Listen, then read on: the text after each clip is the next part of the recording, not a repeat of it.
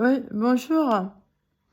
Je dois encore enquêter et témoigner. Et je partage, parce que il n'y a pas que moi qui suis dans cette situation de harcèlement et persécution. Et là, je viens d'avoir mon enfant et apprend la défense de son père, quoi. Mais en fait, lui, il a magouillé mes appareils, en fait. J'ai vécu 1 an chez lui, il a traficoté mon Samsung. Voilà, j'ai dû changer les codes. Ah bah oui, hein, dès que j'ai changé le code mon opérateur, ça s'est arrêté de ramer sur mes 2 téléphones, en fait. Hein, voilà. Il a magouillé, il avait les codes. Alors on m'a dit qu'il fallait réinitialiser le téléphone. Et avant, je voudrais faire des trucs avant de réinitialiser pour qu'il ait plus accès à ce Samsung. Ah, mais c'est très pervers ce qu'il m'a fait. Parce que moi, je lui faisais entièrement confiance à ce gars-là. Mais non, c'est dégoûtant ce qu'il m'a fait. Et en plus, là, il veut soutirer de l'argent et tout. Avec mes vidéos. Il me surveille, le gars. Il dit rien, mais c'est vachement pervers. En fait, il est derrière moi. Moi, j'ai jamais causé d'ennui, en fait. Jamais, jamais. Je lui ai même laissé la garde d'une chienne que j'ai achetée très cher pour ma fille. Et là, il joue sur le fait que ma fille est propriétaire parce que la puce est à son nom. Hein. Et ma fille prend sa défense. Il manipule ma gamine, en fait. Puis elle se drogue aussi. Elle se drogue. Et je lui fais pas du tout confiance à ma fille. Et elle prend sa défense à lui qui se drogue aussi. Hein? Je dis ouvertement les choses. Hein. Parce que ça suffit le tabou, là. Hein? Et le harcèlement, persécution, c'est très grave, ça. Hein? Moi, ça m'a porté préjudice. Je me suis retrouvée séquestrée, hein, enfermée dans un hôpital psychiatrique. C'est très grave. Et j'ai vu des gens derrière les murs qui étaient victimes aussi. Il y a une magouille avec la psychiatrie. Hein. C'est pas beau, ça. C'est pas beau. Hein. Moi, j'en ai vu de la maltraitance. Hein. Par exemple, une femme qui elle, avait fait, je sais plus comment ça, un AVC. Donc, elle était très handicapée, la dame. Et elle allait chercher, elle pensait que tout ce qui lui restait, c'était de fumer une cigarette. Hein. Donc, elle allait chercher au bureau sans arrêt une cigarette. Parce que on vous donne pas votre tabac complètement.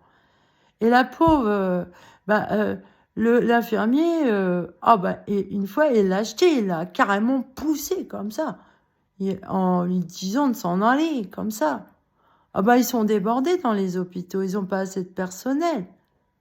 Et ils cachetonnent les... Alors moi, il y a une infirmière, elle m'a dit, on vous cachetonne à mort pour que ce soit supportable, l'hospitalisation.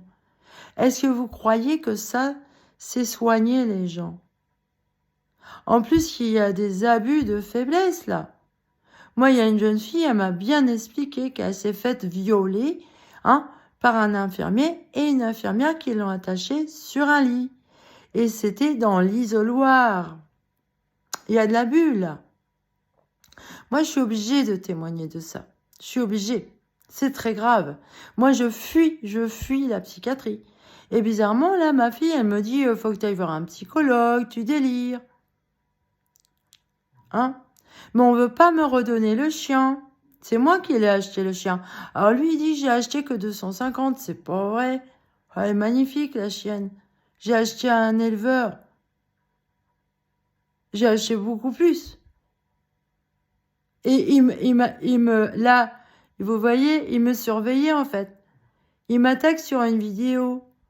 Alors, soi-disant, je le maltraite. Mais non, je ne le maltraite pas, j'explique mon histoire. Je me confie parce que je suis toute seule, en fait. Vu que j'ai pas de famille. Et vu que je suis emmerdée par une secte. Je suis obligée de me méfier de beaucoup de gens. Voilà. Parce que les sectes, ça s'infiltre partout. Hein, dans tous les corps de métier. Donc, j'ai intérêt de bien discerner ça. Ça me fait un peu penser à Blade Runner, ça. Le flic qui doit questionner les répliquants pour savoir si, voilà, Alors là, moi, c'est là, ouais, moi, je dois savoir s'il me ment, s'il me cache quelque chose. Parce que je vois bien dans le regard de certaines personnes, bah, ils me regardent comme s'ils ils savaient des choses sur moi et tout. Alors, je suis victime, effectivement, de commérage. Et, alors donc, et j'en sors pas. Et ça s'appelle du harcèlement et de la persécution. Rien que ça, c'est parce que les personnes, elles se retrouvent isolées, toutes seules. Ouais. Bah, finalement, moi, je m'en sors bien, en fait.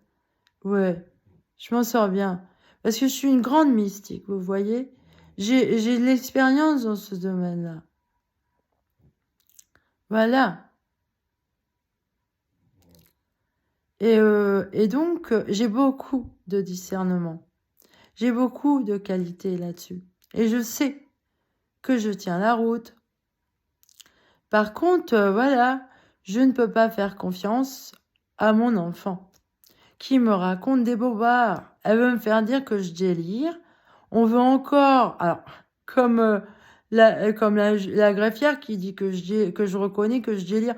Ben non, ils en ont profité que j'étais cachetonnée pour me faire dire n'importe quoi. Je pouvais pas me défendre. Et en plus, j'avais pas bien relu le papier. Et puis, il y a des choses aussi de façon écrite. Je suis un peu comme le chien des Aristochats qui se rendort et qui dit ouais, ouais, finalement, t'as raison, c'est les grillons. Et lui, ce qu'il veut, c'est être tranquille. Et moi, c'est mon souhait. J'ai envie de vivre ma vie. Ma vie, être heureuse avec l'homme que j'aime vraiment. Étienne, c'est cet homme-là dont je suis amoureuse. Et mon frère, il voulait me faire dire que j'étais amoureuse du beau-frère de mon ex. Mais attendez, ça n'a jamais été le cas. Jamais, jamais. Alors, quand vous entendez des mensonges comme ça sur vous, c'est eux qui délirent, c'est pas moi. Où est-ce qu'ils ont été chercher ça? Voilà. Bah, ça pue le pâté, ça. Voilà. Alors, c'était une petite parenthèse. Et je vous assure, je ne suis pas sortie du problème. Parce que lui, il est sournois derrière mes comptes et tout, à me surveiller. Hein, cet idiot dont j'ai passé 20 ans de ma vie est cachonné à mort, quoi. C'est plus supportable. Voilà. Ah bah oui, il faut le supporter, le gars. Je comprends pourquoi on me cachonnait.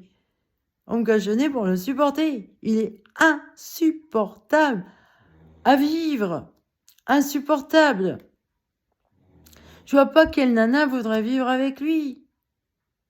Ah non. Ah non. Vu ce qu'il est devenu, non. Voilà, c'est une calamité. C'est fini, c'est mort. Ah mais il est nul à chier, ce gars. Nul à chier. Voilà, c'est tout. Allez, bye bye.